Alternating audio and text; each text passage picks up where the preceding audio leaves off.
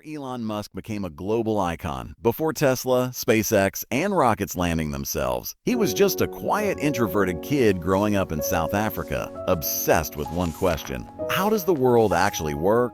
Elon spent most of his childhood reading, not novels, not stories. Encyclopedias, physics books, computer manuals. By the age of 10, he taught himself programming. At 12, he sold his first video game, Blaster, for $500. It wasn't about money, it was proof. Proof that ideas could turn into reality. But life wasn't easy. Elon was bullied heavily, pushed downstairs, beaten until he blacked out. Instead of breaking him, it forced him inward, into thinking, into imagining a future far away from where he stood.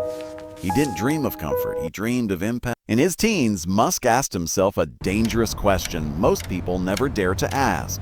What problems, if solved, would improve the future of humanity? 3 answers kept repeating. 1. The internet. 2. Sustainable energy. 3. Making humanity multiplanetary. At 17, Elon left South Africa alone, with almost no money, chasing opportunity in North America. He worked odd jobs, lived in tiny apartments, and slept on couches. At the University of Pennsylvania, he studied physics and economics, 2 subjects that would later define his decision-making style. Physics taught him truth. Economics taught him scale. After college, Musk faced his first real fork in the road. He was accepted into a PhD program at Stanford. But just 2 days later, he dropped out. The internet boom had begun, and Elon believed the opportunity window was microscopic. With his brother Kimball, he started Zip2, a small software company, helping newspapers go online. They worked out of a tiny office, showered at the IMCA, and slept on the floor. There was no backup plan, no safety net. In 1999, Zip2 was sold for $307 million. Elon Musk was 27 years old and suddenly rich. But instead of slowing down, he accelerated. Most people would retire. Musk asked, "What's the hardest problem I can work on next?" He poured his money into X.com, an online banking startup that later became PayPal. The company nearly collapsed multiple times. Musk was fired as CEO while on his honeymoon. But when PayPal was sold to eBay in 2002, Musk walked away with $180 million. And here is where most stories end. But for Elon Musk, this was only the beginning. Because instead of protecting his wealth, he made a decision that would terrify most people. He decided to risk everything. When PayPal was sold to eBay in 2002, Elon Musk walked away with $180 million. Overnight, he became one of Silicon Valley's youngest multi-millionaires. For most people, this would have been the finish line. The moment to relax, invest safely, and enjoy life. But Elon Musk didn't feel successful. He felt uneasy. Instead of asking, "How do I protect this money?" Elon asked a far more dangerous question. What is the most meaningful way to spend my life? While other tech founders were buying yachts and mansions, Musk was reading science papers about space travel. Space travel. What disturbed him most was a realization few people had noticed. Humanity had stopped dreaming big. Space exploration had stalled. Innovation felt slow. The future felt smaller. Musk believed that civilizations don't die suddenly. They decline when they stop taking bold risks. So he made a radical decision. Elon split his fortune into 3 parts. One part went into Tesla, a tiny electric car startup most experts mocked. Another went into SpaceX, a company with the insane goal of building rockets cheaper than governments. The rest went into Solar City. Betting on renewable energy, friends thought he had lost his mind. Investors warned him. Engineers doubted him. The space industry laughed openly. Rockets were supposed to be built by governments, not startups. Electric cars were supposed to be slow, boring, and unprofitable. But Musk saw something others did. He noticed that rocket parts were massively overpriced, not because they were complex, but because no one questioned the supply chain. Instead of buying rockets, Musk asked, "Well, what are rockets actually made of?" Aluminum alloys, titanium, carbon fiber. Materials you could buy cheaply if you dared to rethink the system. This thinking, known as first principles reasoning, became Musk's superpower. He refused to accept industry assumptions. Every rule was questioned, every cost broken down, every impossible treated as an engineering challenge. At SpaceX, Musk personally studied rocket science textbooks sitting beside engineers learning alongside them. He wasn't playing CEO, he was becoming a builder. At Tesla, he wasn't chasing luxury, he was chasing scale. A future where electric vehicles could replace gasoline entirely. But the gamble was enormous. By 2007, Musk had invested nearly all his PayPal money. By 2008, both Tesla and SpaceX were burning cash at terrifying speed, and Elon Musk was about to learn a brutal truth. Risk doesn't reward belief, it tests it. The decision to bet everything hadn't made him a hero yet. It had placed him directly in the path of failure, and the storm was just beginning. In 2002, Elon Musk did something no private citizen had successfully done before. He decided to build a rocket company from scratch. Not buy rockets, not license technology, but design, engineer, and launch orbital rockets cheaper than government. The company was called Space Exploration Technologies Corp. The world would later know it as SpaceX. To most experts, the idea was laughable. NASA contractors had decades of experience, billions in funding, and still struggled. Musk had none of that. No aerospace background, no launch facilities, no proven engineers. Just a belief that the system was broken and that physics, not bureaucracy, should decide what's possible. Musk rented a small warehouse in Los Angeles. The first SpaceX team was tiny, underpaid, and inexperienced. Many were young engineers rejected by traditional aerospace firms. What they lacked in credentials, they made up for in hunger. Elon made one thing clear on day one. If you're here for comfort, this is the wrong place. The mission was radical: build a low-cost, reusable rocket. The goal wasn't fame, it was survival. If SpaceX couldn't drastically cut launch costs, Mars would remain a fantasy forever. Instead of outsourcing, SpaceX built everything in-house. Engines, avionics, fuel systems, structure. This went against every industry rule, but it allowed SpaceX to innovate faster and cheaper. Musk worked alongside engineers, sleeping on the factory floor, questioning every design choice. He demanded speed, precision, and brutal honesty.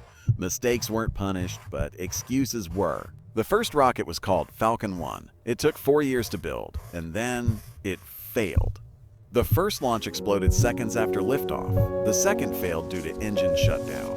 The third failed because of fuel slosh, an obscure physics problem no one had anticipated. Each failure cost millions.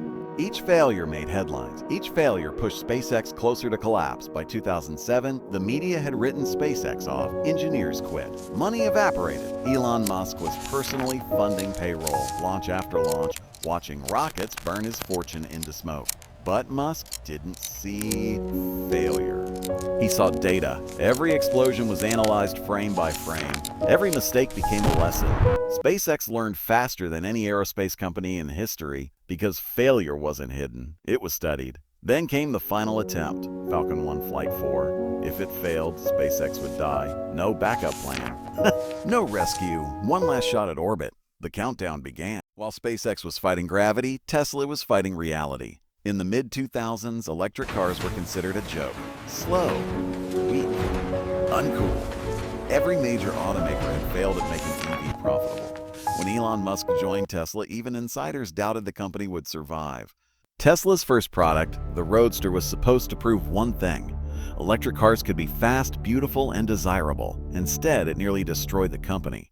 Costs exploded. Battery packs overheated. Parts didn't fit. Suppliers missed deadlines. What was supposed to cost $65,000 per car ballooned past $140,000. Investors panicked. Engineers argued. The board began questioning Musk's leadership. By 2007, Tesla was burning cash faster than it could raise it. Then came the breaking point. Elon Musk was removed as CEO. For most founders, that would have been the end. But Musk didn't walk away. He stayed focused on engineering, production, and problem solving. When the next CEO failed to stabilize the company, the board came back to Musk, out of options. Elon returned as CEO in 2008, just as the global financial crisis hit. Car companies collapsed. Credit vanished. Investors froze. Tesla was weeks from bankruptcy. Payroll was at risk. Factories slowed. Lawsuits piled up. Critics declared Tesla dead before it even began. So Musk did what he always does under pressure. He went all in. He personally led production meetings. He rewrote manufacturing plans. He fired managers who didn't move fast enough.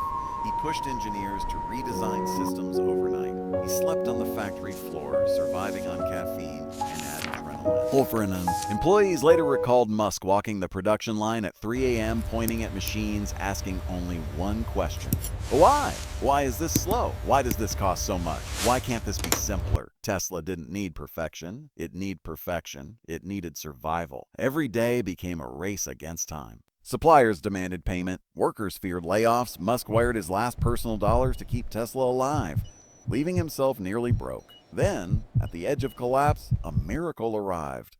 Tesla secured a final round of emergency funding, closed on Christmas Eve 2008. Without it, the company would have shut down within days. The world barely noticed. But Tesla had survived its near-death experience, and survival changed everything. Because once a company survives the impossible, fear disappears. Tesla was no longer trying to prove electric cars could exist. It was preparing to take over the future. The year was 2008, and everything was falling apart. The global financial system collapsed. Banks failed. Credit froze. Entire industries shut down. For Elon Musk, this wasn't just a recession. It was an extinction-level event. At the same time, both of his companies were dying. SpaceX had failed 3 launches in a row. Tesla was weeks away from missing payroll. Investors had vanished. The media called Musk reckless. Friends urged him to stop.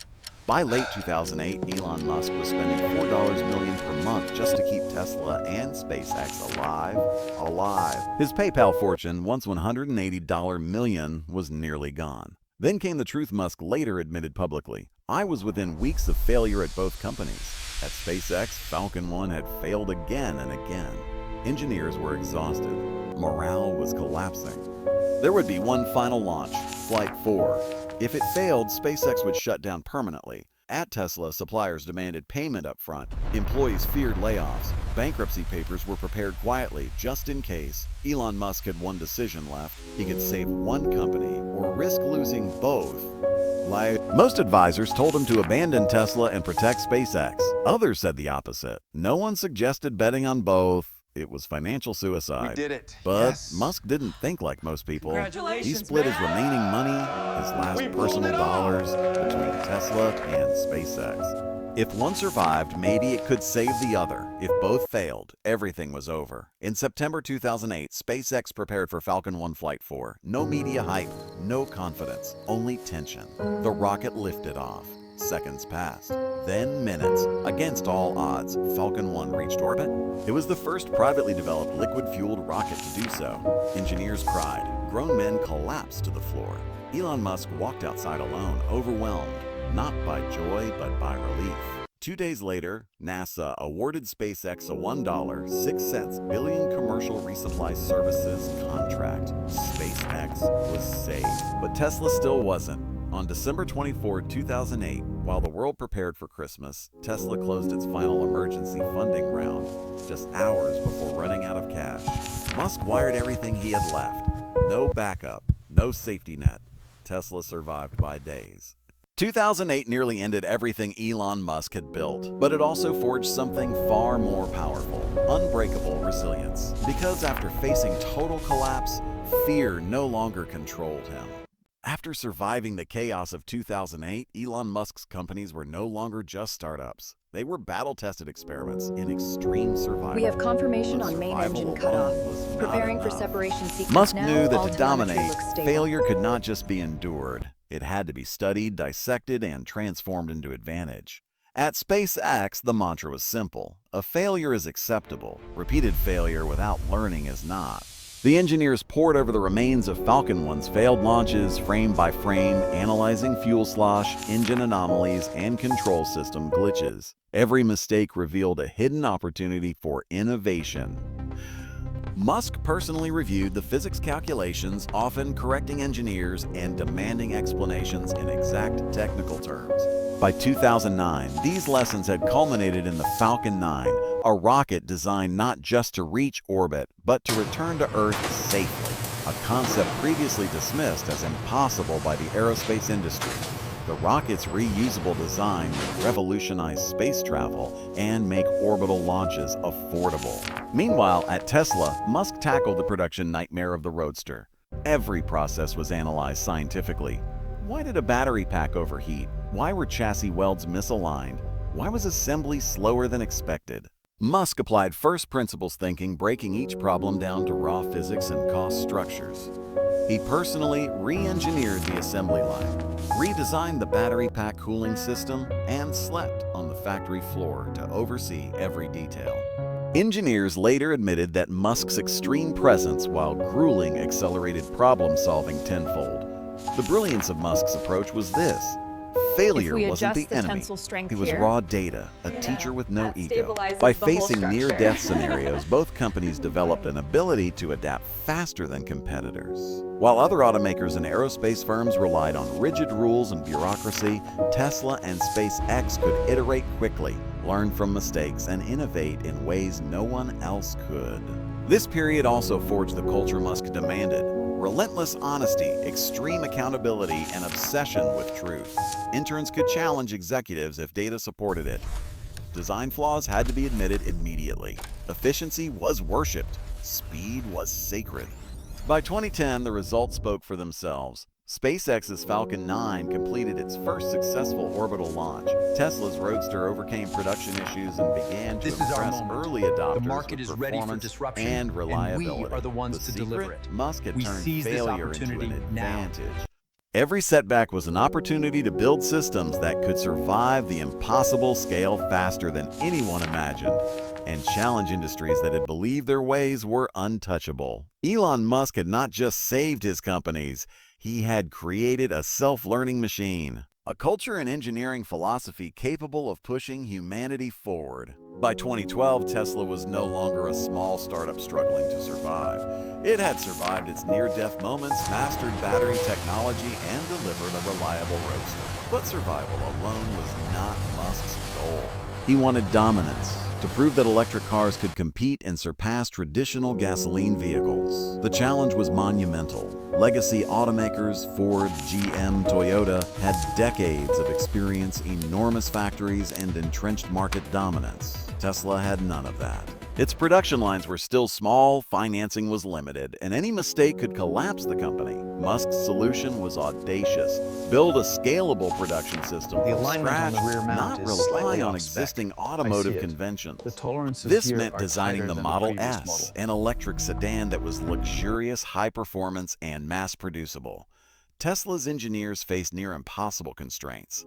Battery costs were high, supply chains were unreliable, manufacturing processes were untested. Musk personally reviewed every design element from chassis tolerances to cooling systems. He would sleep at the factory, oversee assembly lines, and demand flawless precision in real time. While traditional automakers relied on slow hierarchical decision-making, Musk applied first principles thinking to every production problem. Every cost, every material, every process was broken down to the basics: physics and engineering, not tradition. The result? Tesla developed innovations that others had ignored. The battery pack was modular and safer. The electric motor was lighter, stronger, and more efficient. The production line became a flexible system capable of rapid iteration. By 2012, the Model S hit the roads. Critics called it risky. Skeptics laughed at the luxury EV, but the car quickly shattered expectations, winning multiple awards for safety, design, and performance. Tesla had gone from near bankruptcy to an industry disruptor. Musk's secret weapon wasn't technology alone, it was culture. A relentless work ethic, a fearless approach to risk, and a team trained to adapt faster than any competitor. Every setback became data. Every challenge became a step toward dominance. Tesla wasn't just surviving anymore, it was forcing legacy automakers to rethink the future. Suddenly, every CEO in Detroit was watching Elon Musk's moves. EV were no longer niche, they were the new standard. By scaling efficiently, innovating relentlessly, and betting everything on audacious goals, Musk transformed Tesla from a small, scrappy startup into a global industry leader. And the blueprint he used here would later be applied to SpaceX, Solar City, and beyond. After the near-death moments of 2008, SpaceX had survived, learned from failure, and launched the Falcon 1 successfully. But Elon Musk's ambition did not stop at reaching orbit. He wanted something revolutionary: rockets that could land and be reused. A concept that even NASA and all major aerospace contractors considered impossible. The idea of reusable rockets was more than cost-saving. It was a paradigm shift. Traditional rockets were single-use, discarded after launch like spent airplanes. Musk envisioned a world where space travel could be routine, affordable, and scalable, opening the door to Mars and beyond. SpaceX engineers began working on the Falcon 9 and its Grasshopper prototypes. The challenges were extreme. Landing a multi-ton rocket on Earth required precise navigation, software-controlled engines, and tolerances smaller than most aircraft ever required. Every failure could destroy millions of dollars of hardware, or worse, endanger lives in future missions. Elon Musk was relentless. He pushed engineering teams past conventional limits, often personally reviewing simulations, adjusting algorithms, and testing designs overnight. He treated every failure as a lesson to iterate faster, demanding meticulous data analysis after each test. Early tests were brutal. Rockets tipped over, engines exploded, landing legs failed, and boosters crashed into the Atlantic.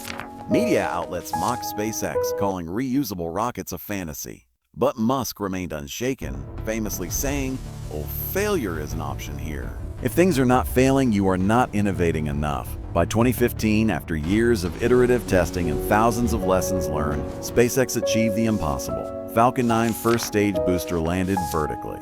A fully functional, reusable rocket.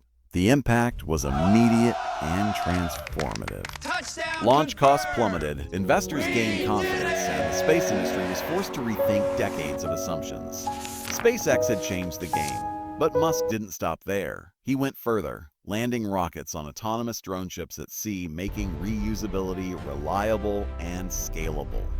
SpaceX now had the blueprint for interplanetary travel, bringing humanity closer to the dream of colonizing Mars. This breakthrough wasn't just engineering, it was culture, vision, and courage combined. SpaceX thrived on rapid iteration, data-driven learning, and audacious goals. Musk had created a company that learned faster than failure could stop it, and the world finally noticed. The era of routine space launches had begun, and Elon Musk had positioned himself as the visionary who dared to defy gravity, literally and figuratively. By 2018, Elon Musk had already transformed two industries, electric cars and space travel. But his ambition was far from complete. Musk's vision extended beyond Earth itself. He wanted humanity to become a multi-planetary species, secure its future, and harness technology to improve life on a global scale. SpaceX had already achieved historic milestones: reusable rockets, commercial resupply contracts, and satellite launches. Musk now set his sights on Starlink, a constellation of thousands of satellites to deliver global high-speed internet. The goal: connect the unconnected, bridge digital divides, and generate a cash flow that could fund Mars colonization. Designing and deploying Starlink was a monumental challenge. Thousands of satellites had to be built, tested, and launched in rapid succession. SpaceX engineers had to invent new satellite manufacturing processes, autonomous collision avoidance software, and orbital management systems. Musk personally reviewed technical designs, prioritized engineering decisions, and sometimes stayed overnight in production facilities to push deadlines. At the same time, Musk's ventures into AI and Neuralink began to take shape. Neuralink aimed to link the human brain to computers, a project that could redefine medicine and human potential. AI initiatives focused on ensuring that humanity developed artificial intelligence safely and beneficially, even as autonomous systems grew more complex. And then there was Mars. The ultimate goal. Musk's long-term vision was to make life multi-planetary. SpaceX's Starship was under development, a fully reusable, super-heavy rocket capable of carrying hundreds of tons of cargo and passengers. Every prototype, every test flight, every explosion was a step toward making Mars colonization a reality. Yes, the Musk's neural approach net was is consistent across exceeding all ventures. parameters. First principles We need thinking, to aggressive stabilize the risk-taking, input. and relentless iteration. Failures were not setbacks. They were stepping stones. SpaceX, Tesla, Starlink, Neuralink, and AI projects all shared the same DNA. Bold vision backed by engineering rigor. By 2021, Musk's empire had expanded globally. Tesla dominated electric vehicles. SpaceX disrupted space travel. Starlink connected remote regions. And Neuralink and AI promised to transform the future of human potential. Musk had become more than a businessman. He had become a visionary shaping the trajectory of human civilization. Through every venture, the lesson was clear. Scale your vision, embrace failure, and iterate faster than the world expects. Elon Musk was no longer just a founder or CEO. He was a modern-day innovator, combining audacity, resilience, and engineering mastery to redefine what's possible. Elon Musk's journey is not defined by money or fame. It is defined by vision, risk, and relentless execution. Across Tesla, SpaceX, Starlink, Neuralink, and AI initiatives, Musk has demonstrated a philosophy that separates ordinary entrepreneurs from world-changing innovators.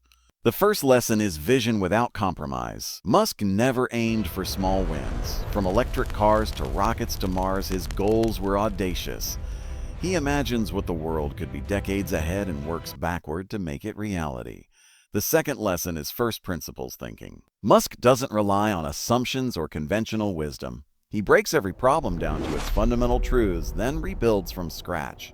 This approach allows him to innovate faster, cheaper, and more effectively than his competitors. The third lesson is embracing failure as fuel. Musk's career is a roadmap of near-death moments, multiple SpaceX rocket failures, Tesla near bankruptcy, and public skepticism. Yet each failure became a lesson, a stepping stone toward mastery. He treats setbacks as data, not defeat. The fourth lesson is extreme ownership. Musk immerses himself in every detail from rocket engine design to battery pack assembly. He doesn't delegate responsibility. He shares it, leads by example, and inspires his teams to do the impossible. Finally, Musk's legacy is impact over comfort. He consistently prioritizes humanity's long-term survival and advancement. Electric cars, reusable rockets, global internet access, brain-computer interfaces, and Mars colonization, all projects serve a higher purpose, making life multiplanetary and better for everyone. For those watching, Musk's story offers a blueprint. 1. Think big, start small, act relentlessly. 2. Break down assumptions, innovate from the ground up. 3.